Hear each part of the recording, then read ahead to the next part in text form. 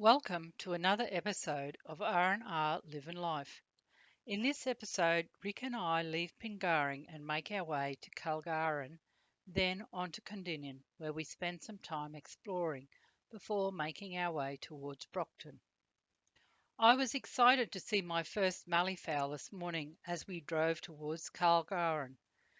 This well camouflaged, shy, and seldom seen bird is one of three mound building birds in Australia, but is the only one that lives in the arid areas. At the turn-off onto the highway between Cundinin and Hyden, we stopped at the Malleefowl travel stop, where we read the information boards about the malleefowl. Calgaran is a small traditional farming wheatbelt town where most of the farms trade in sheep, cattle, wheat, oats, canola, barley and lupins. Calgaran was settled as a soldier settlement site and a declaration of a township was sought in 1924. By 1929 there were about 200 settlers in the district. It was not until 1930 that the railway came to the area, with the township being gazetted in 1931. On leaving Calgaran we made our way along the Brockman Highway through more open country, with the road undulating over rises and hills. On arriving in Cundinin we unhooked Gidget at the RV park, then went exploring. Our first stop was to check out Cundinin Cottage, now a restored private residence, built in 1923. The original cottage was a four-bedroom mud brick cottage with surrounding verandas and a corrugated iron roof. The ceilings were originally hessian, and some of the walls lined with canvas. A large mud brick chimney and fireplace was said to have been in one of the bedrooms. From Cundinin we made our way to the Urukine Rock, located about 13 kilometres south of Cundinin, to view the Light Horse statue. Another rock climb today, and I can say I made it right to the top. The Light Horseman statue is a striking metal silhouette to commemorate the Anzac centenary, and since, dawn services have been held there to honour those members of the Light Horse Brigade from the local area who didn't return from the First World War. I have seen photos of dawn services held here that are stunning. The water tank mural tells the story of a soldier leaving his family during the drought of 1914 to sail from Fremantle to serve as a soldier in the Great War. His life as a soldier and his eventual return home was impressive. We explored the granite outcrop, finding natural cavities commonly found in hard rock that act as a natural water tank, which are replenished from underground stores and rainwater runoff, pockets of vegetation and sweeping views of the surrounding landscape. What a spectacular sight, where one could reflect, contemplate, and ponder the lives lost and the destruction caused to family by the loss of so many young men. Such a memorable and nostalgic place. From Urukine Rock, we had an interesting return to town via Google Maps, ending up in Summers ploughed field, before ditching its directions and using Rick's amazing sense of direction to get us back on track and make it to Coolin, where we checked out some of the sculptures on the Tin Horse Highway, before making our way back to Cundinin, past the sculptures in the Salt Lake made from star pickets, with one called Waiting for Hay, which depicts farming poses of clearing the land, waiting for rain, shearing the sheep, and inspecting the crops, with the other named Freestyling, which depicts an open water swimmer. We have seen so many really creative people using various means of styles, form, and materials on our travels. Not only the welding skills needed to fuse together primarily lubricant tins and disused 44-gallon drums, and some recycle farm machinery, and then to create something that is visually pleasing and thought-provoking, my mind boggles. The roads leading into and through Coolin have a collection of over 100 tin horses. The largest is 10 metres long and stands 5 metres high. Coolin is located in the heart of the wheat belt, with the first European known to have visited the area being Captain John Septimus Roe, Surveyor General of the Swan River Colony on his 1848-49 expedition. Sandalwood cutters in the 1870s cut tracks between waterholes to the finest thickets of sweet-smelling sandalwood in the district, then hauled the dried stacks to Fremantle, where they were shipped to the east, and Southeast Asian market. The first pastoralists took out grazing leases from 1915.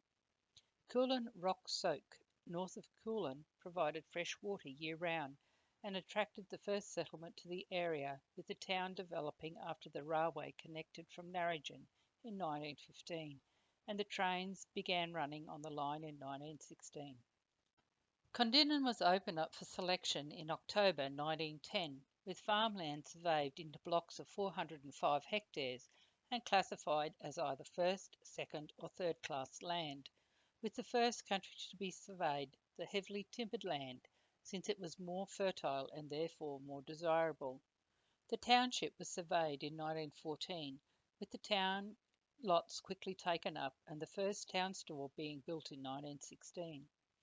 Agriculture remains the mainstay of the local economy, with the major crop being wheat, but many hectares are sown to barley, canola, oats, lupins, and legumes, including peas. Sheep and wool production has fallen over the years but continues to be of importance, while the beef cattle farming is of a limited scale. A major nickel mine in the east of the Shire has also made a contribution to the local economy. On our walk around Condinan, there were old buildings to admire, and we wondered what was to become of some.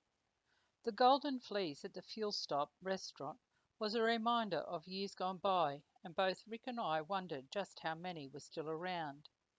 In the centre of town, we were intrigued by the J.W. West mural of the late 1920s, 1930s, turning the main street of Condinan back in time to what it once was, with the original motor garage, ironmonger, drapery, and butcher on the corner of Gordon and Rankin Streets. I enjoyed playing I Spy by finding the list of things within the artwork. Another piece of realistic artwork was that of the war nurse mural in the Memorial Gardens area. The following day began with a short drive as we made our way to Narrabeen. I was intrigued by the trees planted beside the highway, wondering if they were windbreaks, though I am not sure. On arriving in Narrabeen, we parked up and went for a walk around town, where there was a lot of sidewalk construction happening. Not far from where we had parked was an amazing sculpture of a Clydesdale, another outstanding realistic creation. Narrabeen, established in the early 1900s, plays an important role within the wheat belt, with cereal cropping, cattle and sheep production, mining, agricultural innovation, and support from engineering and auto works. Originally, the town came into existence because locals wanted a pub, and the nearby citizens of Emu Hill, which was no more than a railway siding, refused to allow a hotel to be built in their settlement. If the teetotaling community of Emu Hill, about 5 kilometres south of Narrabeen, had been happy to have a hotel, Narrabeen would not exist. There were so many interesting buildings in Narrabeen, including the Roads Board building built in 1927 and recently restored, and the Public Hall built in 1939 and is a fine example of rural Art Deco, currently being restored. It is said that there really is no other town hall in Australia quite like it. St Paul's Museum, with the primary function of highlighting the pioneering women who moved into the area and were vital to the development of the district, is located in an old church which was consecrated in 1929.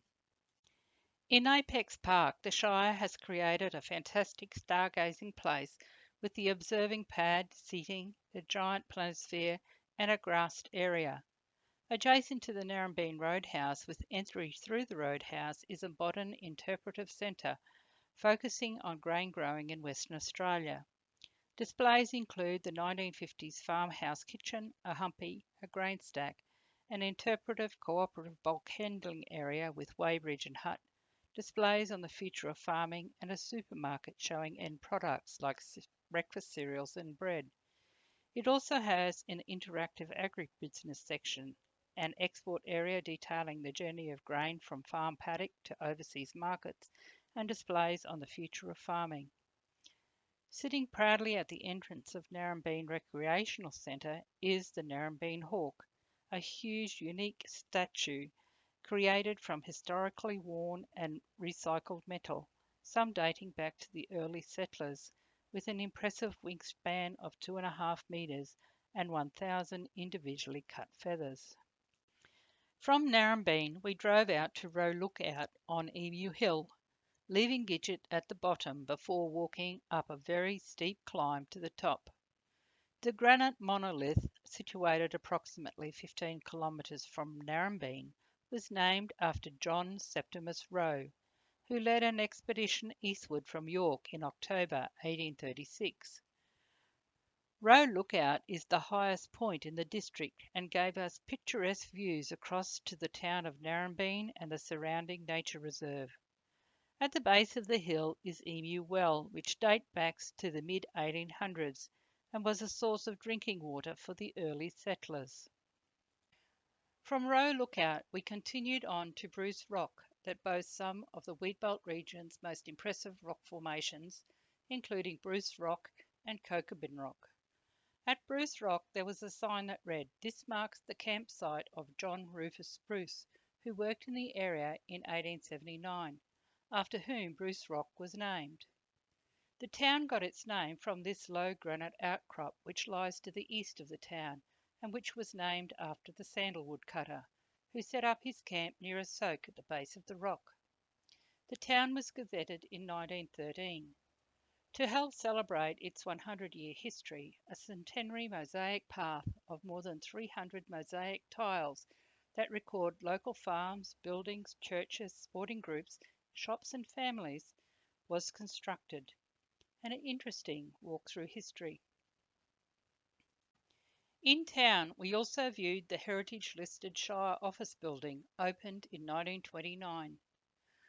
The area around Bruce Rock depends on the cropping of cereals, primarily wheat, but also barley, lupins, and peas. Livestock such as sheep, goats, and pigs are also raised in the area. The town is also a receival site for cooperative bulk handling, a grain growers cooperative that handles, markets, and processes grains from the wheat belt. From Bruce Rock, we made our way to Corrigan, passing the tiny settlement of Ardarth, with the typical heritage-style hotel dating back to 1925, with the main bar still having the original behind-bar furniture and a historic dining room. Then on through some stunning countryside, with the view forever changing. It is so interesting seeing the countryside change, even over short distances or from one hill to the next. Past the small Red Lake and then the much larger Lake Curran-Cutton, 5 kilometres long and 3 kilometres at the widest point, and when full covers an area of over 1,200 hectares. On arriving in Corrigan, we were greeted by the Sunday afternoon police presence with a breath test, before making camp in the RV stop near Lawton Gardens, and then taking a walk around town.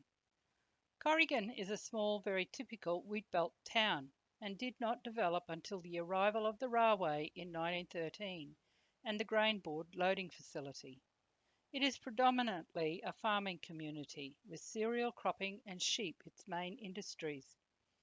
We spent the remainder of the afternoon walking the town, past the Pioneer Museum, the Town Hall, the Road Board Building, and an interesting cafe with exquisite wooden tables. Corrigan is widely known as the town of windmills, due to the abundant supply of groundwater, with almost every home having a windmill until 1960, when the town was supplied with scheme water. It really was an interesting little town, with the town itself full of pioneering history that told the stories of hardship and determination to build a community, to the stunning pink salmon gums, huge wheat fields, some just planted while others fallow, and natural bush reserves with tracks and trails. Not far from Corrigan is the Corrigan Nature Reserve. At 1,200 hectares in size, it is one of the largest and most important areas of remnant vegetation in the central Wheatbelt region, with variety being the keynote as the plants change with soils through woodlands, thickets, and shrublands. Just outside of Corrigan, we stopped at the Dog Cemetery, established in 1974 and is unique to Corrigan. The cemetery is a tribute to man's best friend, with over 200 loved ones now buried there. The proud erect head of a dog statue marks the entry to the cemetery. From there we continued towards Brockton. Again, there were lots of planted trees of various species along the roadside, and then as wind breaks along contour lines in the fields. I was intrigued by the mat of green on the ploughed ground, as it looked like someone had just painted it. We arrived in Brockton around mid-morning, stopping for morning tea before taking a walk around this typical small wheatbelt town bisected by the railway line. It sits at a point where the Great Southern and Brockton highways cross. In recent times, being only 135 kilometres from Perth, the community has attempted to attract Perth commuters. As we strolled around the town, it gave us glimpses of what life was like before and after the arrival of European settlers, with grand heritage architecture and natural habitats teeming with rare native wildlife. In 1846, John Seabrook was the town's first settler, so when the Great Southern Railway arrived in 1884, the siding was named Seabrook Siding, but later changed to Brockton. The railway station was opened in June 1889. John Seabrook and his family were the only permanent Europeans in the area until his stepson, A. W. Robinson, took up adjacent land in 1864.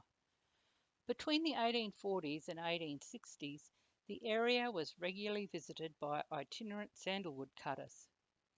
By the 1860s and 1870s, there were sheep and wheat farms in the area, with the farmers cutting sandalwood and clearing the white gums, York gums, jam and she-oak thickets and scrub, and turning the land into grazing and wheat growing acreage.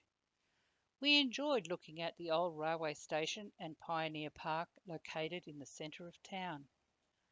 Just before 12 we parked up in amongst some salmon gums beside an old bitumen road used as a truck stop, far enough away from the highway, with only 2 trucks overnight, but they were not an issue. It was a nice area, very quiet and peaceful. I hope you have enjoyed this episode. Give us a thumbs up if you have. Join us next time as we brave the hustle and bustle of Rockingham and Midlands area. Take care and stay safe. Cheers for now. Rick and Rosemary.